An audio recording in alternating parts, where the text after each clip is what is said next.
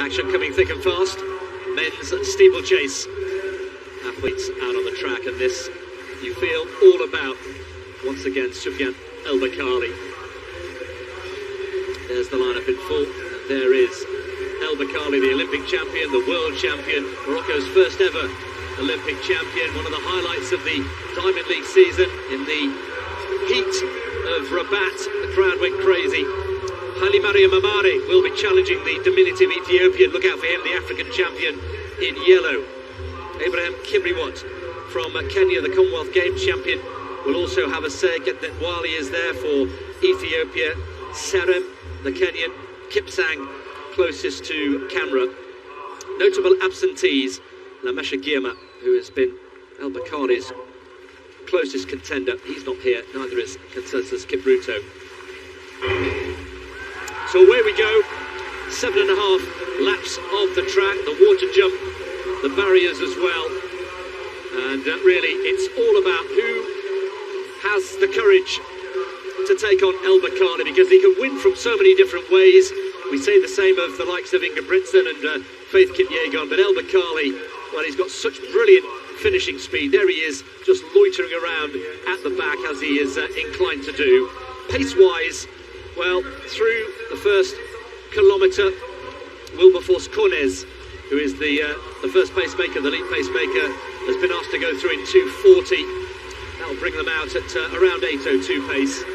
Cornez and Broussel as well is in there. In fact, Broussel is leading the way at the moment through 2 kilometres in 5:22. That's around 64-second lap. So two pacemakers, Kipsang there, and it is Serem who is in effectively second place, with El-Baqali just keeping out of trouble at the back. He is, isn't he? He's tall enough to be able to see what's going on, isn't he, ahead of him? He's just happy to keep an eye. Interesting, isn't it, over the next couple of years how this event develops, with one or two of the younger steeplechasers coming through. It's the women's event that seems to be really developing in that sense. El-Baqali might be thinking, the challenges are there, of course they are, but he's somebody who could keep dominating this for another 2-3 years at least. Well, he could.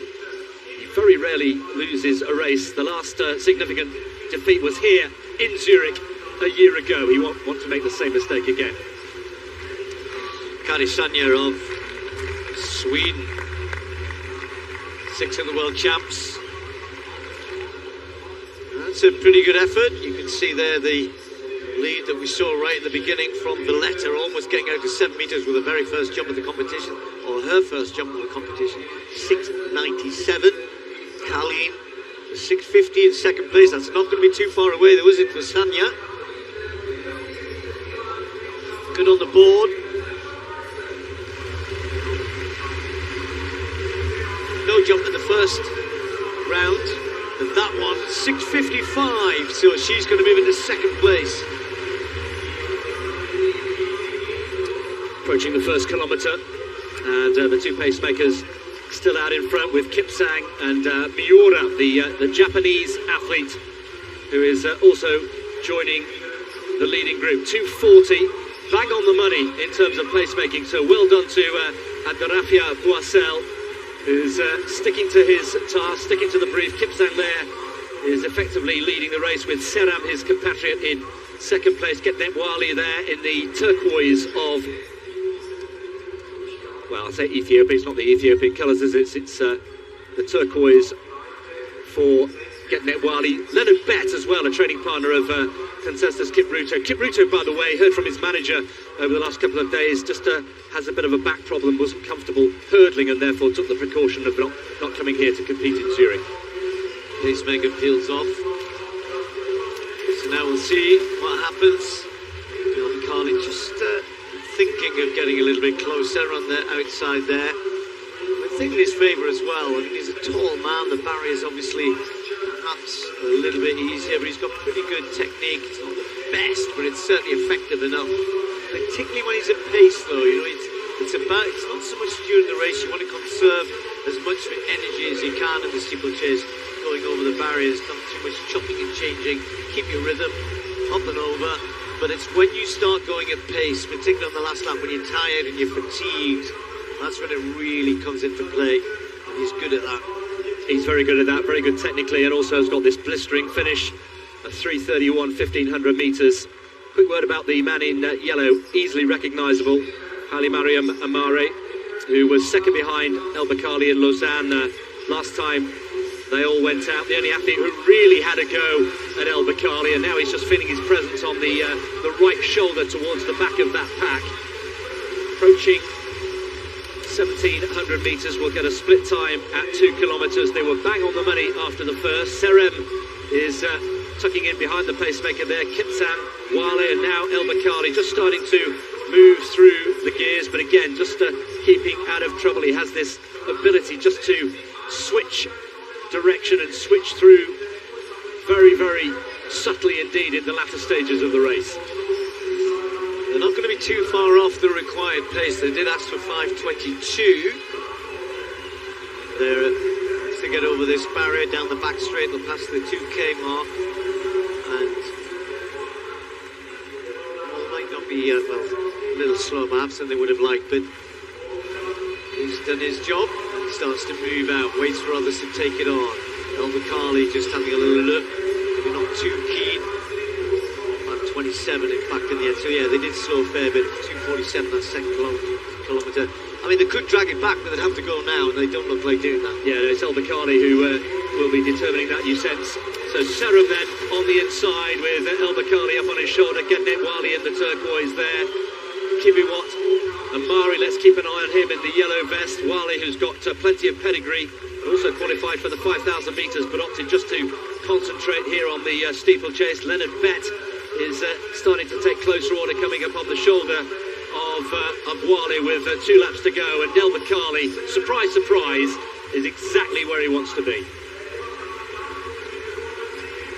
He's beginning to look as though even he might not leave until the last 200, isn't he? He's kind of itching to go, isn't he? You can see he's feeling good.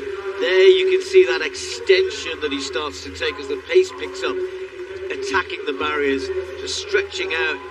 Doesn't want to lose momentum, doesn't want to lose any sort of pace. Just a little check there, and away he goes. Well, he won't want to make the same mistake as last year. As I say, he's only lost once in 3 years. Last year he was beaten here by Benjamin Keegan in what was really a highly tactical race. He got his tactics wrong. He's never won the Diamond Trophy, and he won't want to make that mistake again. And here he comes into the home straight for the penultimate time. In the driving seat, Kibiwat in second place. Wale in third, with Serem in fourth place, and El Baqali will hear the bell just outside 7 minutes. 400 metres to go. El Baqali is almost there. Yeah, Wale almost climbed over the previous barrier. He was a bit better there, lost a lot of ground to Kibiwat, but Kibiwat himself trying to hang on El Baqali. That's only a 5-metre gap. But look at how he extends over that barrier there, takes it in nicely in his stride. But the gap's not getting any bigger, and now Wale is starting to get moving down the back straight. Wale is taking closer order, breezes past Kibiwat. Has he left it too late? Plenty more gears you feel to come from El Baqali. El Baqali rounding round the crown of the bend. Just the water jump and one more barrier to go. A little bit of a stutter for El Baqali, but he's safely over. Barely gets his shoes wet, and he's on his bike. A little glance over the shoulder into the home straight. Wale in pursuit, grimacing, gritting his teeth. Kibiwat looks as though he's labouring as well. One more barrier to clear. El Baqali, little glance over the shoulder. The celebrations already. Catch me if you can. Catch me if you can, but they never do. They never do. And El Baqali is the champion finally in the Diamond League. And the first time after coming perilously close to the title last year.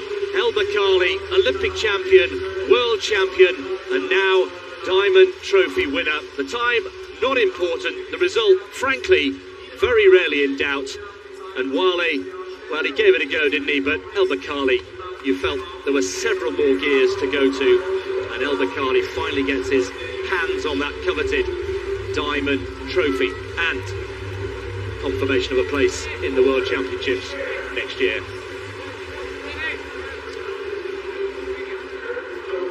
Team photo, that's nice to see, isn't it?